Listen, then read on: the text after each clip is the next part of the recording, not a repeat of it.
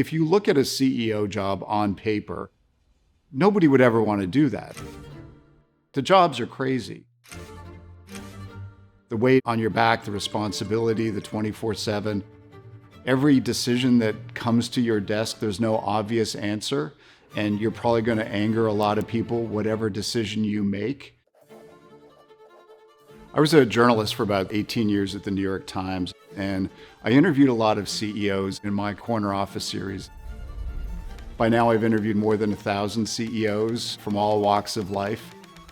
I just found the more time I spent with CEOs, the more I wanted to ask them, what is the playbook you are writing in real time as we all try and navigate this complicated moment of change in history? I'm Adam Bryant, Senior Managing Director of the Exco Group, and my latest book is called The Leap to Leader: How Ambitious Managers Make the Jump to Leadership.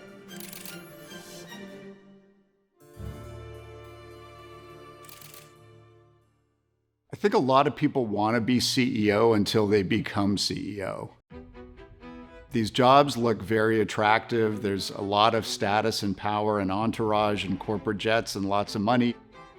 Nobody ever feels sorry for CEOs because they are paid so much, and a lot of them don't do themselves any favors in public perception.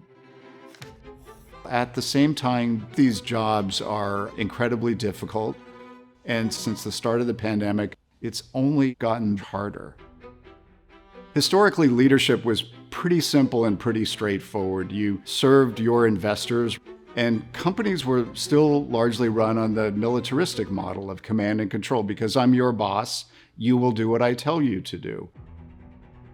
In the last few years, we've seen these kind of tsunamis of change in the business world. The Great Resignation, quiet quitting, and the tension between employers and employees about expectations on each side is pretty overwhelming. On top of that, the world is increasingly looking to companies to solve all these big societal problems.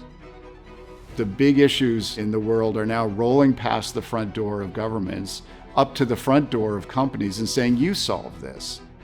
That helps explain why leadership is so hard and why it's getting harder and why these CEO jobs are not for the faint of heart.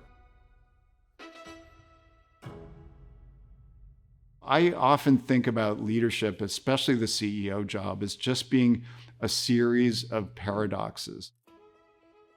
You have to be human, be authentic, be compassionate, while also holding people accountable for performance.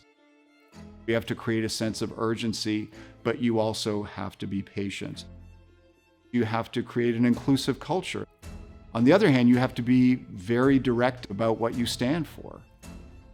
The key to leadership, to being an effective CEO, is not only understanding that leadership is hard because of all these paradoxes, but seeing them not as paradoxes and more as a balancing act. To be a CEO, the first skill you need to have is the ability to simplify complexity. Take all the things that are complicated in the world, your industry, your company, and boil it down to a simple message that you can convey to all your employees that they will understand and remember. And the best way to do that is to embrace complexity. It can be tempting to just put on some blinders and say, I just want to focus on my company or my industry. But there's so much going on around, you really have to keep your eyes open. And secondly, to sign up for a leadership role means you have to sign up to be fully accountable for the decisions you make. You have to be able to acknowledge that the buck does stop with you and that you're going to be held accountable. You are fully accountable individually for your actions and also for the decisions that you make for the company. And it sounds simple and obvious, but being a good listener is a superpower of leadership. People want to feel like they are heard. And I think the most important way to do that is to listen to them. Their opinion matters. You may not agree with them. You might go a different direction at the end of the day, but if people feel like they are listened to, they're going to feel respected.